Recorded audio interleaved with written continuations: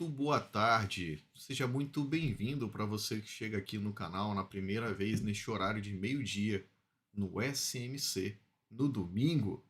Seja muito bem-vindo, muito obrigado pela sua audiência. Vem para cá, Rafael, bater um papo sobre Smart Money Concept SMC. Falei certo, Rafael? É isso mesmo, Smart Money Concepts. Tudo bem? Tudo Vamos certo. Você falar podia então da. falar rapidamente aí o que é o SMC e esse programa que vai ser aí todos os domingos. O piloto foi domingo passado, hoje meio-dia, aí liberado os nossos estudos e bate-papo.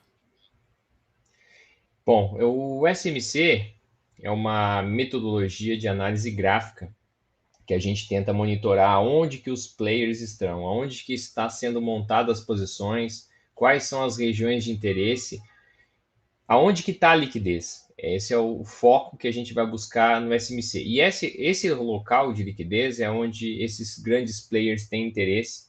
Eles têm interesse em montar suas posições ali para que façam um outro grande movimento. Né? Então, o SMC são conceitos de análise de grandes players, sejam players que vão montar a posição efetivamente ou os market makers que estão com interesse de se desfazer de algumas posições.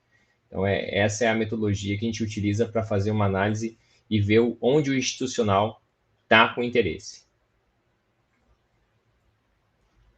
Rafael, então quer dizer que o institucional acaba usando análise gráfica, análise técnica? Seria isso aí pela sua fala? Sem sombra de dúvida, eu não tenho dúvida nenhuma. Não tenho dúvida nenhuma que isso acontece. Essa briguinha que muitas vezes fala sobre análise fundamentalista e análise gráfica, não tem como hoje você operar o mercado sem você utilizar a análise gráfica. A análise fundamentalista vai te dar uma base de se aquele ativo compensa ou não, e a análise gráfica vai te mostrar como que você entra na posição e como que você sai da posição. Muitos dos operadores de grandes fundos aqui no país, eu acho que está mais do que na hora de acordar e colocar mais grafistas para conseguir performar melhor. Perfeito, Rafael. Vamos seguindo aí para o nosso domingão. Hoje, quais são os ativos que você vai trazer aí primeiro para a gente aí nessa análise de hoje? Bom, vamos falar inicialmente dos ativos lá fora, né? Vamos falar do que a gente chama de matriz, né? Vamos comentar um pouco como que está a nossa matriz. Ela vai nos dar a demonstração de como está o sentimento dos mercados mundiais.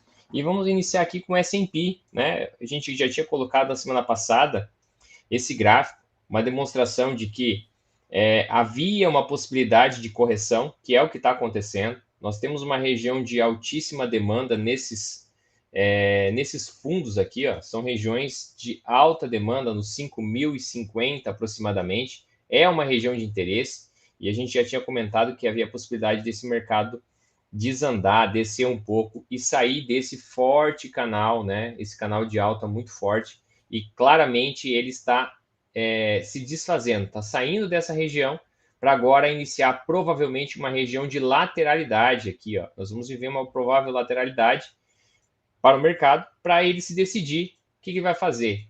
Vir buscar esse fundo e depois tentar uma nova perna de alta ou continuar uma correção maior. A gente não sabe ainda, mas primeiro nós temos que observar que o mercado vai reagir, como ele irá reagir a essa região dos 5.050. Ele está no diário ou está no semanal, Rafael? Esse é diário. Nós estamos aqui falando de uma visão de diário. A visão de semanal, ela é uma visão um pouco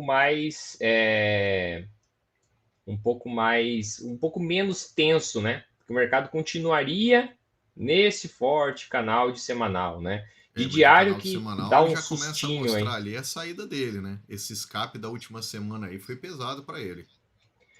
Esses dados que saíram essa semana acabou então mostrando que o mercado ele quer descer mais, tem que buscar uma liquidez mais abaixo.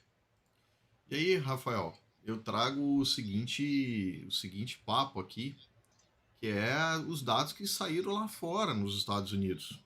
Os dados foram pesados lá fora em relação à inflação. Nós temos alguns dados que também teve um conceito pesado lá fora, que eu posso até, deixa eu ver se eu consigo compartilhar minha tela aqui rapidamente aqui, uma das janelas que eu uso aqui para fazer a nossa live que eu faço às 6h35 da manhã. É isso aqui, ó. É as apostas lá fora. As apostas que eram em junho, para a gente ter o aumento da taxa, ou melhor, perdão, corte da taxa de juros, ele se modificou. Aqui, ó. Há uma semana atrás, a chance pela manutenção ali era muito menor. O chance, perdão, por um corte em relação à manutenção, há uma semana era muito maior. Aqui, ó. Há um mês atrás, a chance por um corte na taxa de juros no mês de junho era muito grande. E aí a gente percebe que isso foi para o julho, para o mês de julho aqui, ó.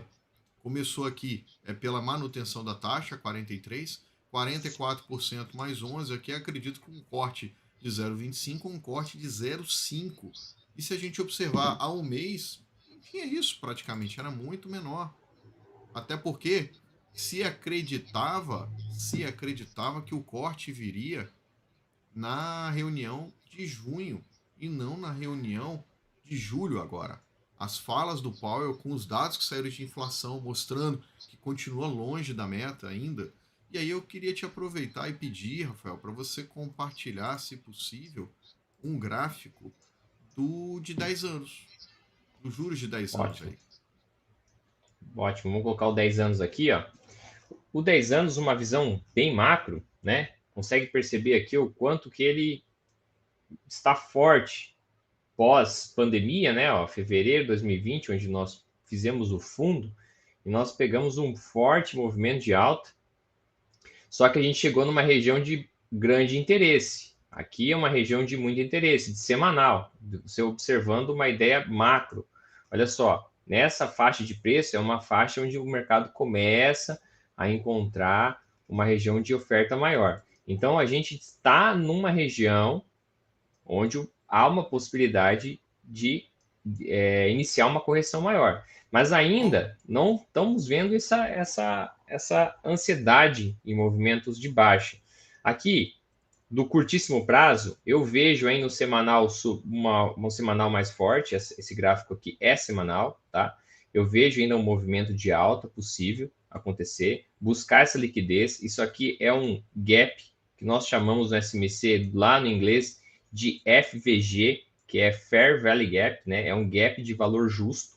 Essa região é uma região onde o mercado vai provavelmente encontrar uma região de forte oferta. Então eu acredito ainda numa possibilidade de subida aqui pelo semanal. Pelo diário, olha, canal de alta muito bonito, né? Montado ainda, então não vejo muita possibilidade de um movimento de baixa muito Rafael, grande. coloca lá no mínimo, lá em fevereiro de 2020, ali, coloca lá só para o pessoal ver a cotação que tava. A taxa de juros americana é de 10 anos. Um pouco mais para Chegou a cima ali, bater a acho que mínima ali. É, mas aí um 0,30. pouco mais para cima ali no candle que a gente estava ali. Isso, nessa faixa aí. A gente tem mais ou menos Essa de faixa é 0,5. 0,30. Zero Isso, cinco ali. 0,8, 0,9, Isso. 0,5. 0,5 era a taxa de juros americana para 10 anos. E a gente está falando de 4,5% numa nação que não vê e não convive inflação no dia a dia. Onde você viajava 5, 6, 7 anos depois, o preço dos produtos eram igual. E a gente está falando de uma zona, Rafael, de 4,5, que é uma zona ali de reflexo de bola, 4,5%. É uma zona que o pessoal fala bem assim que é de muita resistência, o 4,5% na taxa de juros de 10 anos americana, né? A gente tem ali, ó. Então, eu chamaria a atenção ali para a gente acompanhar já na próxima semana como é que foi ela e como que vai ser tratado isso. Exato. Então, pelo Smart Money, pelo SMC, a gente não vê muita chance de movimentos de baixa aqui para a taxa de juros. A gente vai observar provavelmente uma subida. Nessa faixa em cinza, que é de semanal, aqui sim eu vejo a possibilidade de o mercado engasgar, formar alguma lateralidade nessa faixa de preço, para daí o mercado decidir se continuará a subida buscando essas faixas mais altas ou iniciaremos aí um movimento mais de baixa. De baixa, né? Vamos aguardar. Qual o próximo ativo que você separou para a gente, Rafael? Eu separei aqui, pensamos no Nasdaq, dando a continuidade à nossa Boa! análise da semana passada. A gente falou de Nasdaq, né? Eu deixei até aqui o desenho que a gente tinha feito na semana Uhum. passada. Observem que, olha só, aqui nós temos uma região de gap que o mercado segurou diversas vezes aqui, ó, uma região de topo, onde nós temos o que nós chamamos de topos iguais, né? Ou topos na mesma região, fundos iguais, e o mercado está absolutamente parado, diríamos assim, desde fevereiro, que é mais ou menos o que acontece aí com o Ibov. Depois a gente vai olhar o Ibov também, vai perceber que o Ibov está numa congestão da mesma maneira. Eu vejo uma possibilidade maior de um mercado fazer algo assim, buscar essa liquidez embaixo, para depois iniciar uma liquidez para cima. Então, o diário, olha só, esses candles que sobe, desce e não vai para lugar nenhum, isso aqui é total indecisão do mercado. E ele, nessas situações, ele deve buscar ou topo ou fundo. Um dos dois ele vai buscar primeiro, né? Claro que como ele está mais perto do fundo, a gente vai acreditar que ele vem aqui abaixo. Mas aqui está numa congestão bem complexa, com Esse bastante liquidez nesse EQHS mercado. e EQLS seria o que de significado no SMC? Esse aqui é o equal high, né? Vem do inglês, eu acabo utilizando expressões parecidas com aquelas, mas são os chamados topos iguais, né? E o equal low, né? São os fundos iguais. O mercado tende a tomar essa liquidez em algum momento. O mercado não gosta muito de qual high, qual low, não. Ele não deixa dando sopa, ele vai buscar. Por isso, há uma possibilidade que eu vejo de o mercado fazer este movimento aqui, ó. Busca embaixo, busca em cima. Ou, claro, sempre tem a possibilidade de ele ir lá em cima primeiro para depois ir para baixo. Tem as duas Rafael, é possibilidades. interessante falar na Nasdaq ali o seguinte: a gente tem uma correlação muito grande com a bolsa de tecnologia com a taxa de juros, né? Quanto mais alta a taxa de juros, menor o investimento em empresas de tecnologia. Quanto menor a taxa de juros, mais se busca os investimentos em empresas de tecnologia pelo retorno. Os Estados Unidos, ele é acostumado à taxa de juros baixa. Então o cara já era feliz aplicando a 1%, 1,5% ali. Já era uma felicidade gigantesca, 4,5%, 5%. O cara vai buscar ficar criando chifre na cabeça de cavalo para quê? Então é isso, a questão de liquidez acaba ajudando. Qual o próximo ativo, Rafael, que você trouxe aí pra gente aí Bom, hoje? vamos voltar agora para o Brasil, né? Vimos um pouco o Brasil, cenário da bacana. matriz e vamos dar uma olhada aqui no Brasil. Semana passada, essas linhas aqui eu deixei para demonstrar mais ou menos o que o mercado, a gente acreditava que o mercado podia fazer, né? E ele acabou fazendo um movimento de alta inicialmente, tomou essa liquidez de cima, ó, veja claramente que essa era uma região que eu acreditava realmente que em algum momento ele viria buscar, ele buscou, e olha o que ele fez no restante da semana. Na terça, quarta-feira, iniciou um Recuo. movimento de baixa, tomando os fundos. Tomou topos, tomou fundo. Lembra que eu acabei de falar que o mercado não gosta de deixar topos, ele não deixa liquidez sobrando. Veja aqui, ó, topos iguais, foi buscar. Fundos iguais, veio buscar. E o que você acha aí agora, se você fosse tentar avaliar pelo volume do mercado, ou o que fosse ali, na sua opinião, isso poderia furar os 125 ali, ou poderia ser uma zona ali que poderia segurar?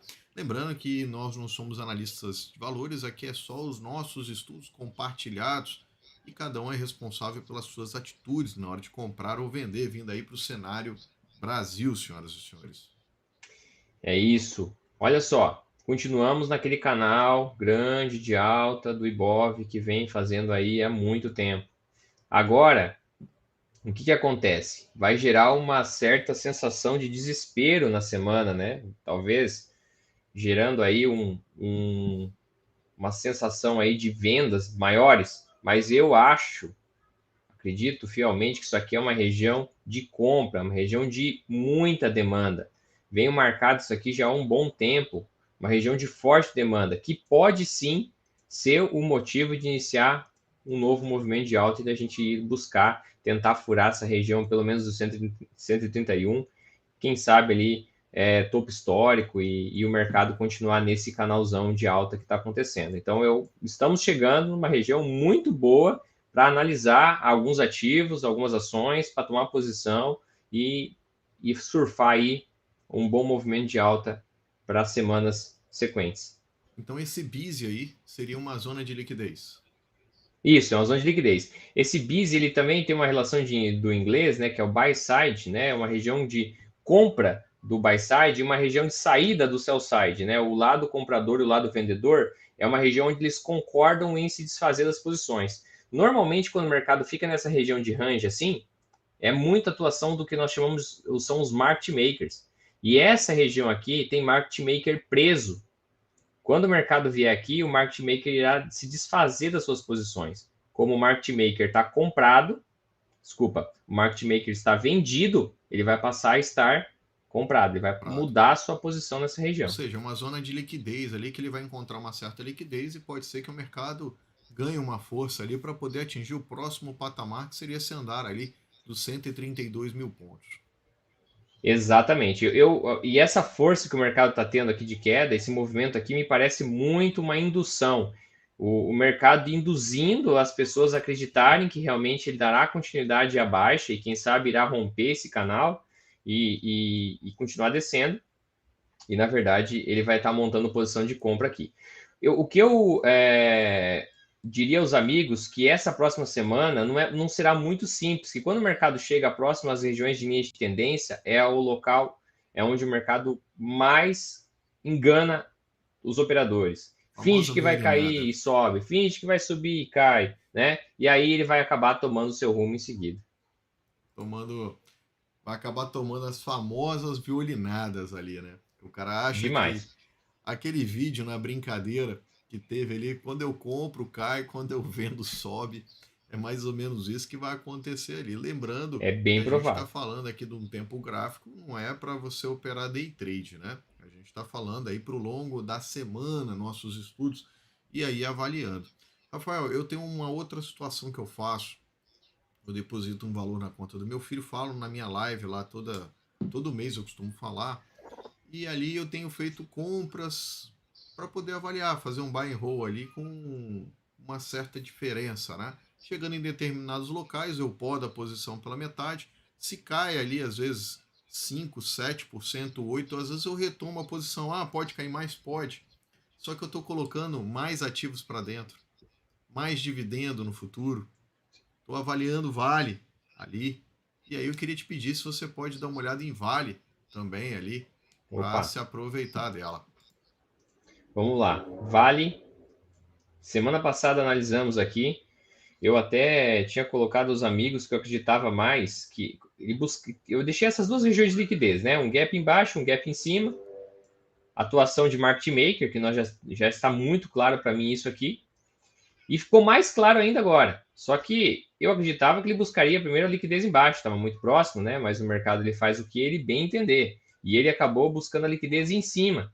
Primeiro ele foi buscar essa região desse gap superior. E como o mercado ficou bem vendedor aqui, ó, com vários candles de baixa, isso me dá mais certeza que a atuação é de market maker aqui. Isso me dá uma tranquilidade de pensar que provavelmente você vai poder comprar o ativo mais barato aí para o seu filho nessa região, para daí a gente conseguir depois, quem sabe, iniciar algum movimento de alta. Eu vejo então região boa, região de liquidez. Eu não consigo enxergar o mercado subindo com muito mais força sem antes ele vir testar essa liquidez aqui embaixo. Quiçá, né, vir buscar aqui esses fundos. Lembra daquela ideia de que fundos iguais o mercado ele não gosta de deixar para trás? Pode ser que ele não deixe aqui também não. Deixa eu, deixa eu abrir aqui uma outra tela para gente, que é a de opção. A gente pode ver aqui, ó, o quadrante aqui para baixo, que começou a abrir posição vendedora com put aqui no 68, mas eu falo mais da posição aí compradora no 68 e 49. Próximo vencimento 19 de abril, ou seja, sexta-feira, a gente tem vencimento de opções na próxima sexta. Não é a semanal, tá? É a mensal. E depois, do dia 19, a gente vai ter o vencimento de opções, se não me engano, dia 17 de maio. Deixa eu dar uma olhada aqui em maio aqui só para confirmar. Dia 17, isso mesmo. A gente vê aí umas posições vendedoras nessa faixa dos 65 aqui sendo montadas.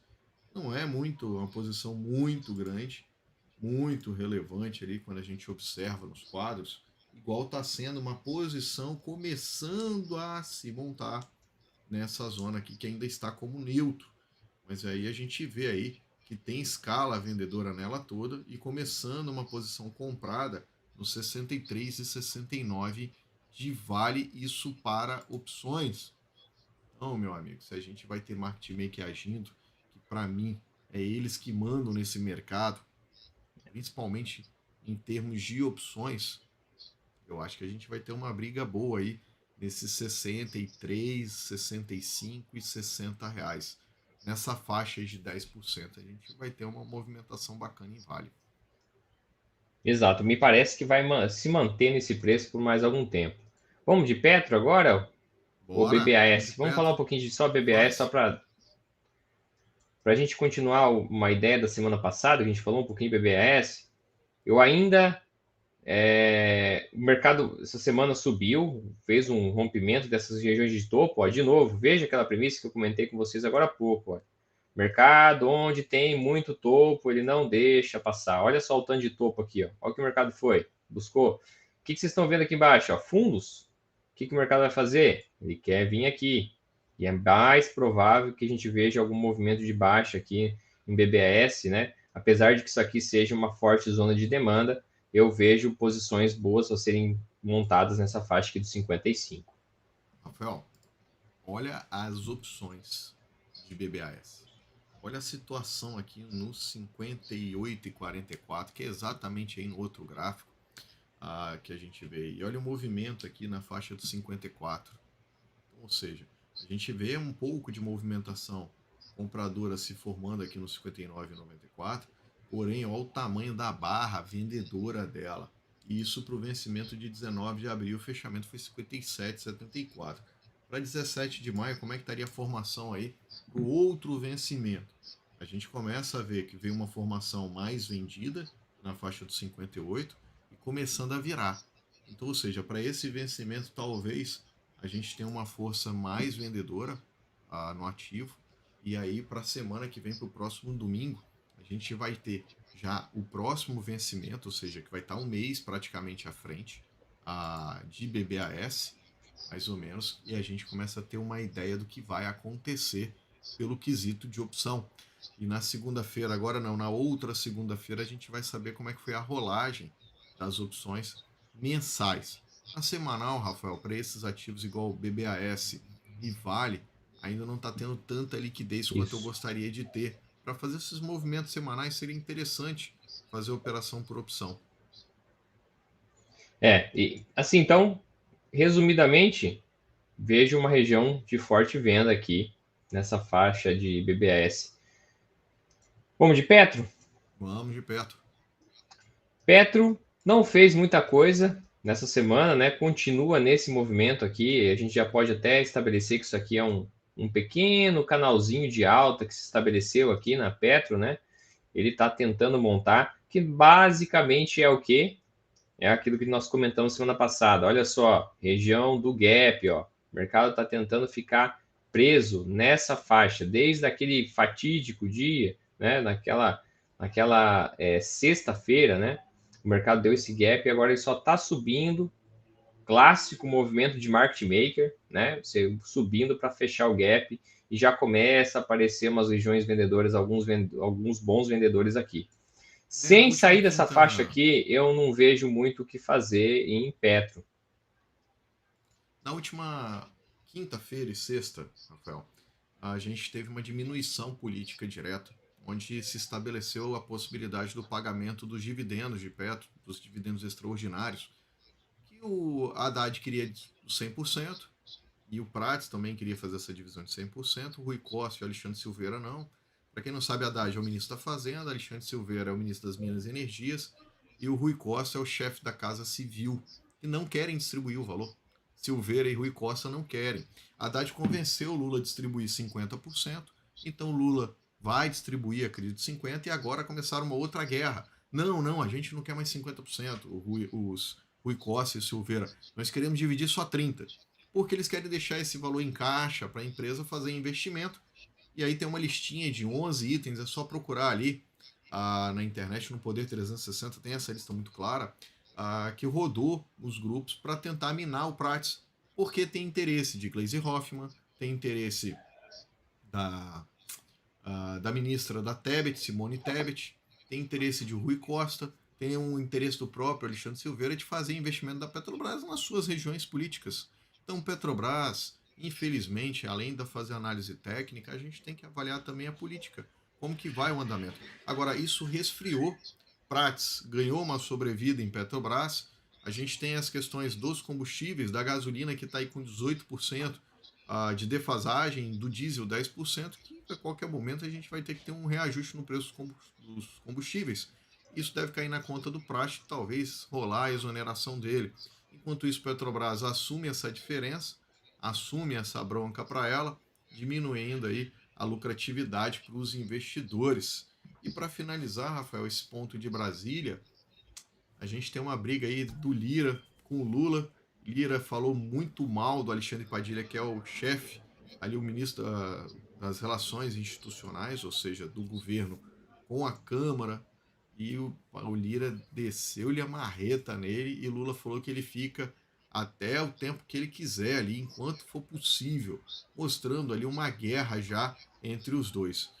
E, Rafael, a gente tem 4 projetos de lei de grande importância da reforma tributária, que são complementares à PEC da reforma tributária, que precisam ir para o Congresso, e já tem deputados se movimentando, querendo passar a perna no governo, querendo colocar já o projeto para andar, sem o governo apresentar. Então, o cenário de Brasília nessas 2 próximas semanas vai ser muito pesado. Qual o próximo ativo, Rafael, que podemos olhar aí? Vamos de petróleo. A gente falou da Petro, vamos do Vamos. petróleo, né? O petróleo da semana passada que nós falamos continua naquele forte movimento de alta. Não vejo ainda nada de possibilidade de grandes vendas. Claro que no curto prazo a gente pode ter algum movimento de baixa aqui, não há nenhum problema, né? Nós temos um topo relevante aqui nessa faixa de preço, nós temos liquidez aqui, ó, para depois continuar esse movimento de alta, continuando esse desenho que nós falamos já na semana passada, acreditando ainda que o mercado possa subir, buscando essas regiões de topo, principalmente essa região do topo do 93. Temos um outro topinho Principalmente, relevante. a gente tem uma situação forte aí, Estados Unidos, Irã. Meu Tem, amigo, tem, é. uma situação Notícia para mundial movimentar o pesada petróleo aí. que mais tem. É verdade. Outra região relevante aqui, 89,50. 89,50 eu vejo que aqui nós vamos ver alguma coisa, alguma função vendedora nessa faixa aqui de preço, mas nesse momento não tenho que pensar outra maneira do que se operar comprado em petróleo, pensando em compra de petróleo, porque a região aqui é um movimento amplo aqui de alta ainda, buscas dessa região de topo.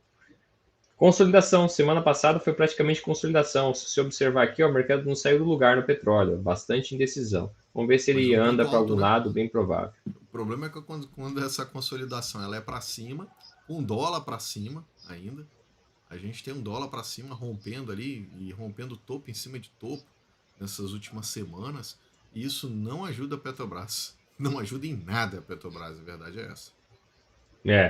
Não ajuda nada. O dólar fechou bem comprador aí semana passada. Quer puxar o dólar aí? Você acha que consegue puxar o dólar? Vamos puxar o dólar, vamos fazer. Dar uma olhadinha em dólar aqui. Colocar o mini, né? O mini que Uhum. é uma demonstração que dá para ver bastante como tá. Olha só, o dólar, ele sai de uma região onde eu coloco aqui, ó, de K-Level. Eu uso eu coloco em algumas regiões que o mercado muda a consolidação, eu gosto de observar que são as regiões-chave. E essas regiões-chave, que eu descrevendo aqui como K-Level, são regiões onde o mercado tende a fazer o quê? Ou ele continua o movimento de baixa, como ele vem aqui, ó, ou ele rompe e muda sua característica de vendedora para compradora.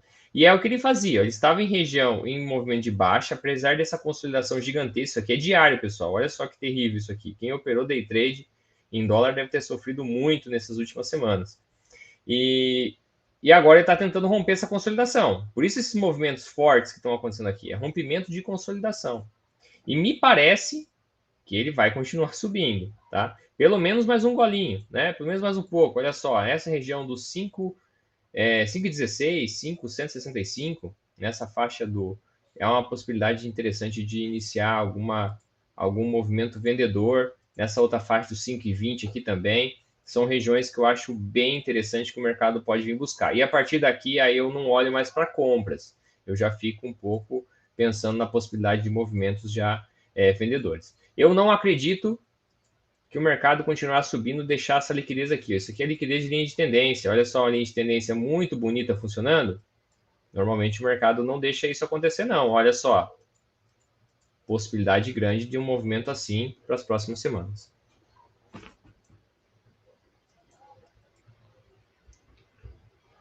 Vamos fechar. Acho que eu não tá voltando o seu retorno.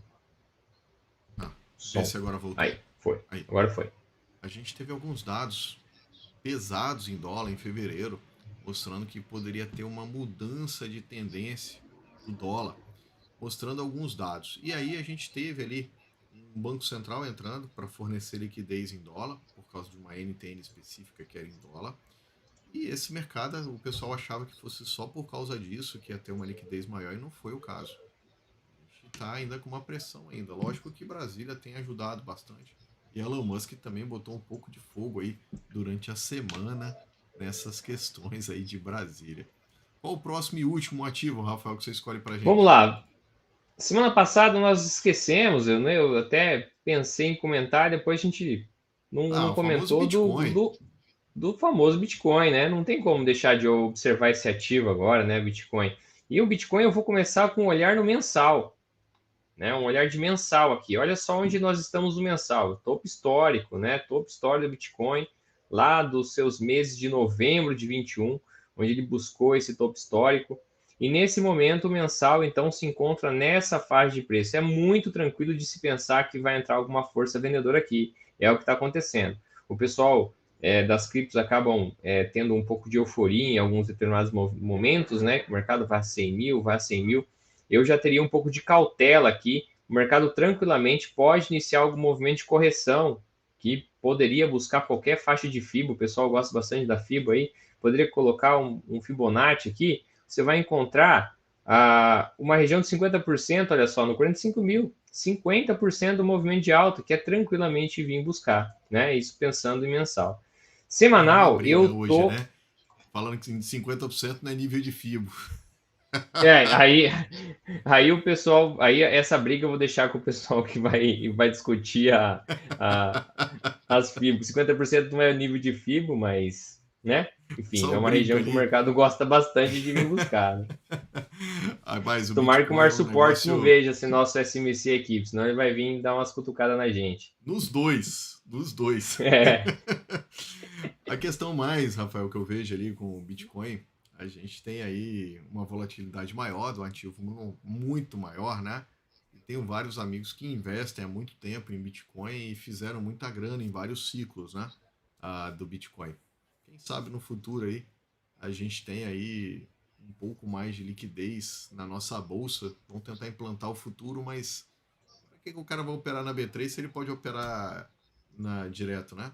Por que ele vai operar na demo se ele pode operar na real, lá na verdadeira, Exato. onde tem liquidez e 24 horas? Rafael, te agradeço muito. Mais um SMC no domingo. Vários itens ali, vários temas. Devagar a gente vai introduzindo a nomenclatura, o jeito, vai adaptando esses programas pilotos da semana passada, essa semana e até no próximo domingo. E aí eu deixo para suas palavras finais, Rafael. Bom, agradecer aí a parceria que a gente está montando, né? A gente está querendo consolidar, então, uma discussão legal no domingo, falar um pouco dessa metodologia de análise gráfica que a gente vai aos pouquinhos aprofundando, os amigos, e vamos para mais uma semana, né? Uma semana de muita volatilidade, é muito provável, lá fora deve trazer volatilidade no nosso mercado, e sempre, né, usar bastante a cabeça, não fazer besteira. E seguir, Rafael, para mim, o que está programado para fazer. Deu o ponto, estopa, deu o alvo, faz a parcial, faz e zera. Vai continuar subindo. Meu amigo, você seguiu o seu plano. Fim de papo. Seguiu o seu estudo. Aqui é para isso, para deixar os comentários. E se você quer um ativo no próximo domingo, deixa aí no comentário. Coloca lá no comentário ali embaixo qual ativo que você quer ver aqui no domingo e a gente vai adaptando para os próximos programas. Muito obrigado, Rafael, e até o próximo domingo, às 12 horas, no SMC no domingo, no canal do Rafael e aqui também no meu canal, no Auxiliando. Um abraço e até o próximo domingo.